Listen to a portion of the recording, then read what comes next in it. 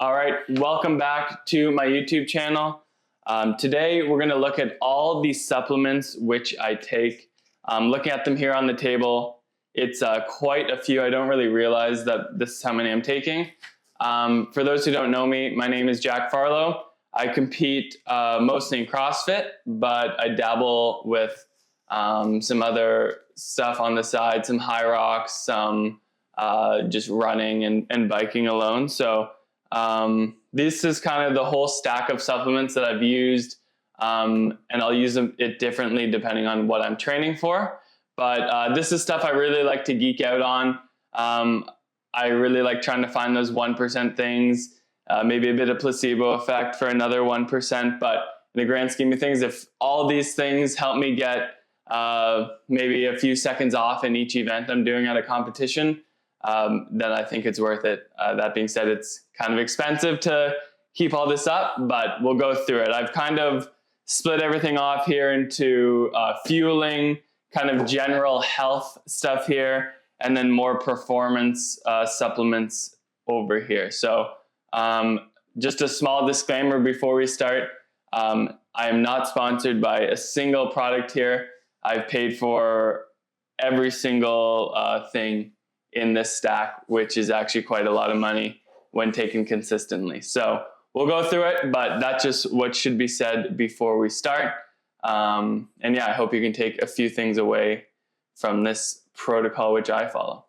Okay, so we'll start on this side here. This is what I'm kind of calling the fueling side of things. So some carb and protein sources here. I'll go through each one.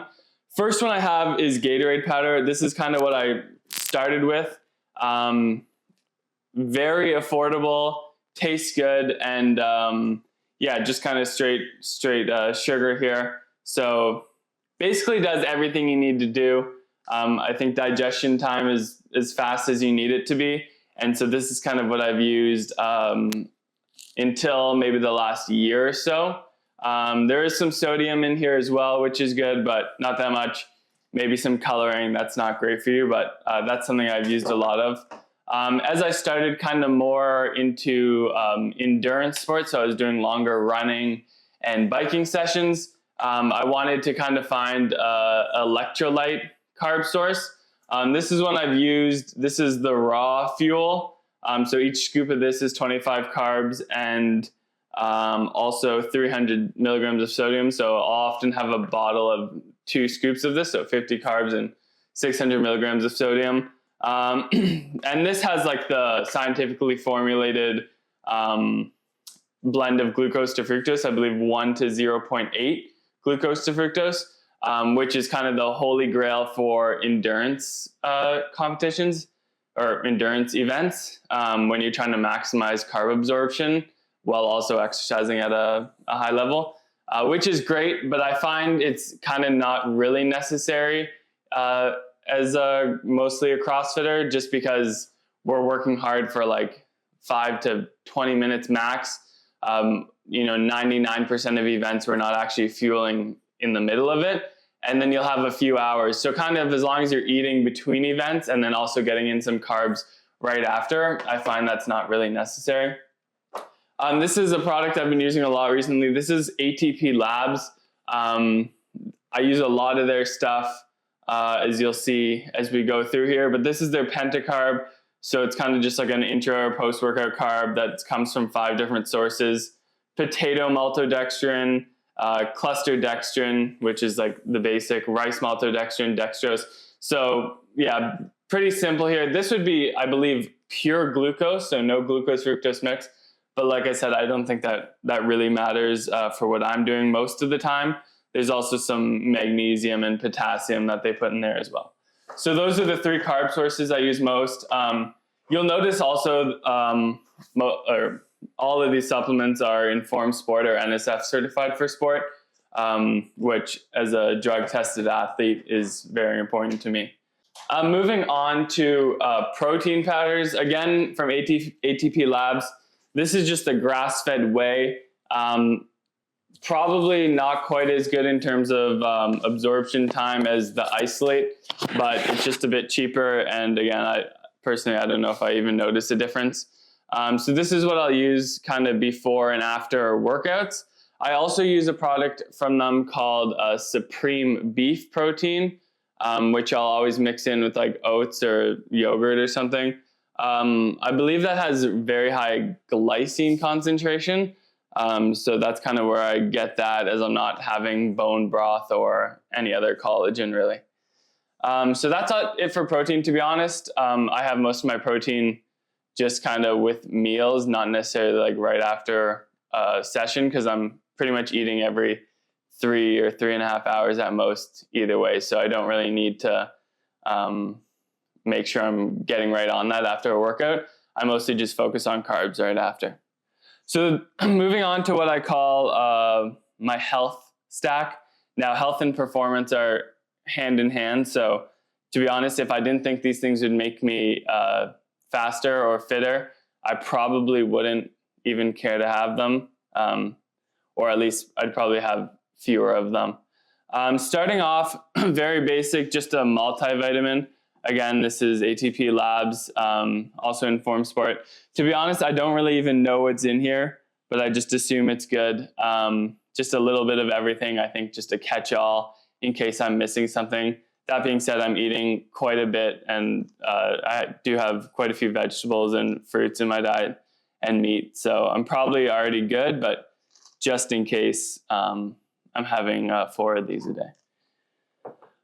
Next up, this is again ATP Labs Sinner Mag. So this is magnesium bisglycinate and malate. I believe malate's good for like muscles, and bisglycinate is more of like a brain thing. Could be wrong on that, don't quote me, but each one of these has 100 milligrams of elemental magnesium. So I'm having like 4 or 5 of these a day.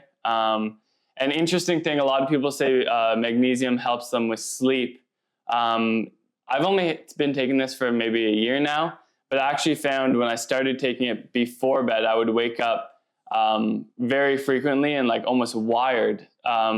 And I did a little bit of research, and it seemed like if you were super deficient in it, that's a symptom that a lot of people have, is that when you finally introduce magnesium, you can just like start producing ATP like crazy in your sleep. So I had to start kind of taking it after my workouts instead, to try to just, I don't know, reduce cortisol a little bit. But I'm slowly pushing this closer and closer to bedtime. So those are kind of 2 things there. Next up, this is iron bisglycinate.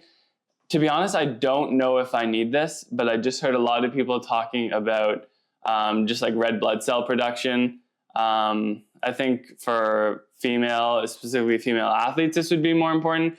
I just take 1 of these a day, which is 25 mgs, just in case. But I know there are downsides to taking too much iron, versus seems like basically you can go crazy on magnesium. You maybe just have some toilet issues. So I just take 1 of these a day just in case, just for, like I said, red blood cell production.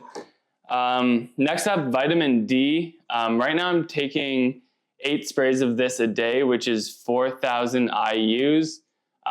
We don't, especially in the winter, I might even up that to 5,000. We don't get too much sun in the winter, and I'm not really outside all that much. I was taking like 8,000 or 9,000 before, but after a blood test I did, I was like pretty high. I think my level was like 199 or something, and ideally I'd be like 60 to 100. So a bit high on that, and I think you can cause some calcification or something if you overdo that. So toned it down to 4,000.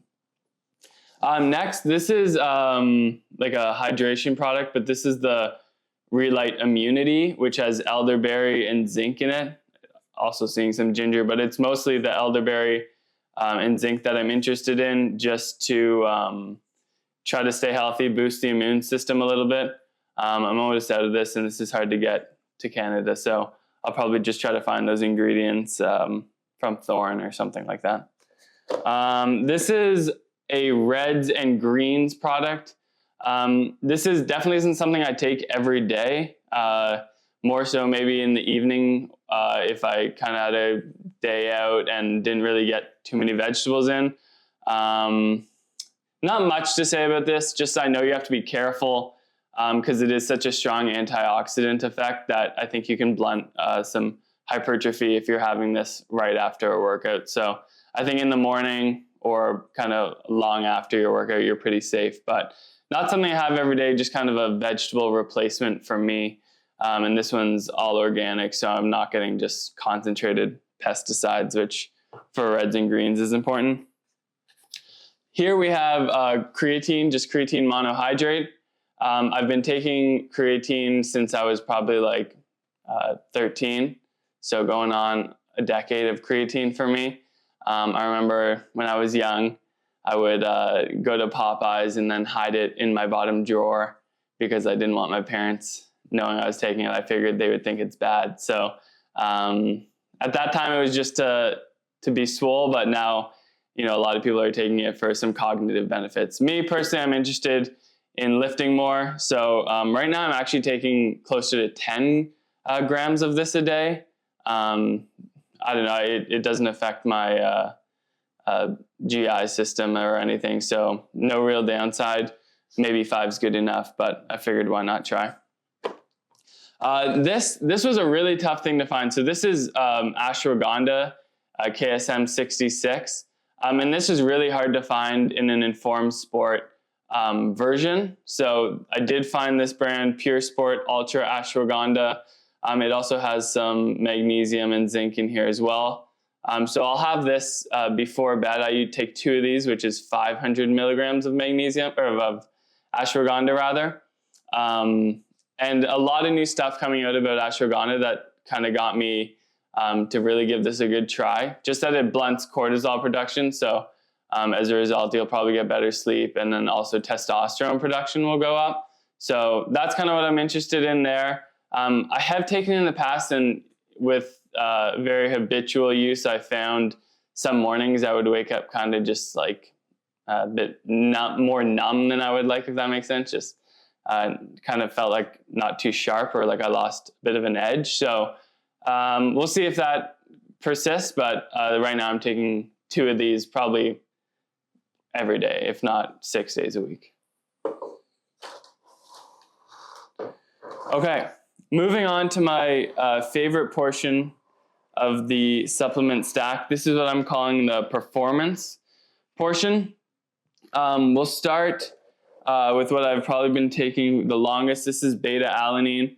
I do about 10 grams a day of this, so pretty much 3 scoops.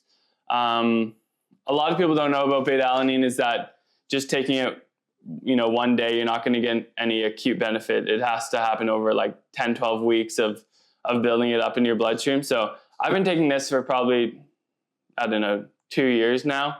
I see a lot of my competitors, you know, talking about the tingle feeling that it gives you. And to be honest, I don't even get that anymore because I just so worked into my bloodstream at this point. But I let them keep thinking that it's making a difference for them, even though it's on a physiological level, not. Maybe some placebo, but that's beta-alanine.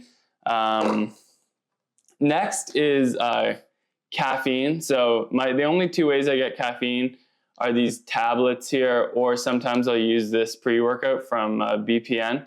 To be honest, I prefer the tablets just because there's no, you know, liquid involved, and also just pure caffeine versus this is bringing a lot of other things that, you know, might be good, but I like to just keep it simple that way. I can kind of know exactly what I'm having. If I really thought any of these ingredients were that beneficial, maybe I'd just take them on their own so I could dose the 2 together. But I have a long history with caffeine because, you know, all the research and science is saying, you know, it's going to give you like a 2 to 3% boost if you have 3 to 6 milligrams per kilogram of body weight. So for me, I'm, you know, a little shy of 100 kilograms. So that's 300 to 600 milligrams. I found in like a Metcon kind of situation, anything more than like 150, 200, my heart rate just kind of goes out of control. And I find those things are all about heart rate control versus if it was a steadier state workout, like a pure run or pure aerobic event, or pure strength, so like a 1 RM or something very explosive under 2 minutes, then I'll kind of go up to that 3 to 6, closer to 6 in a lifting event, just for the mental sharpness, and weights tend to feel lighter. Now, in a comp, that often comes at the expense of a night's sleep. So if it's day 1 of a 4-day comp, I might not go all the way for it. But if it was the last event or something, then I'm okay losing a lot of sleep that night to use these things. But yeah, this is the wake ups tab, and this is flight from BPN. These are 200 each, and this is, I think, 300 a scoop. So pretty heavy dose there. Next is melatonin. Now you might be thinking, how's this a performance booster? Recently, my nutrition coach, Mike from M2, sent me this research on like next day performance gains from melatonin supplementation. So that's kind of something I've been trying out, and I did actually use in my most recent comp. I think you got to be a bit careful with melatonin. I never take it. Now I'll basically never take it unless I'm going to try to do that performance improvement, or if I'm traveling and trying to set into a new circadian rhythm. So this is Thorne, 3 mgs in each of these. Kind of an interesting thing, but yeah, I don't know, worth trying, I suppose. The last thing, this is something I've been using maybe for 6 to 8 months. This is the Morton bicarb system. So in the past, I've tried sodium bicarb just from baking soda, but one, it tastes really bad, and it's really easy to upset your stomach. So this is a nice way to do it. I get the biggest ones, and then if I want to, I'll just split the dose in half. So I basically get 8 servings. These are really expensive, like $25, $30 per serving. So I basically only use it when I really care. But this is great for the high output, like 6 to 8 minute events. Now the thing with this, on top of the risk of GI upset, is that there's so much sodium in a serving that if I'm using it multiple times over multiple days, one, I don't know if that's safe or healthy, but 2 is I just get, I probably gain 5 to 7 pounds of water weight, which in body weight movements is not great. So does come at, carry some baggage with it, but it's something I think I benefit from, and I'll use strategically in competitions, just pretty expensive. So that's the last thing there. One final thing I don't have here would be a beet shot or a beet juice. I use the one from Beat It Sport. And I do really like those. I feel like it just kind of helps with blood flow. But also, that being said, I do get some stomach issues from that as well. So I'll basically only use that for something that I'm okay having a stomach ache for a couple hours after. So maybe I just haven't used it enough to get rid of that, but that's something I have noticed. So that's the full stack. To be honest, these things cost a lot of money. It's probably a couple $100s a month. So it's not cheap, but I really enjoy this kind of science side of things. And I hope it helps me get a little better. If I had to choose a top 3 here, I would probably go with the creatine as one.